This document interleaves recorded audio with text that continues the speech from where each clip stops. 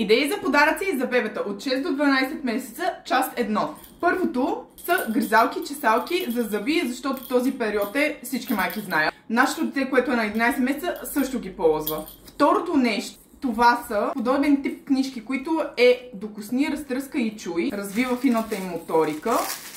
Шумолящи са, може да се видят в огледалото, по този начин се опознават. А също има и текст, който може да им четете, за да развивате пък и говорната им реч. Третото нещо са тези стимулиращи карти, които пак са подходящи даже и за по-малките бебета, защото от едната страна са черно-бели, а от другата са цветни. Може по всякакъв начин да стимулирате тяхното развитие.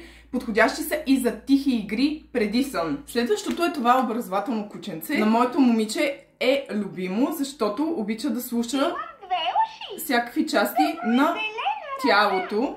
Идеален начин, по който да разнообразите вашата игра с детето. Последвайте ме за част 2.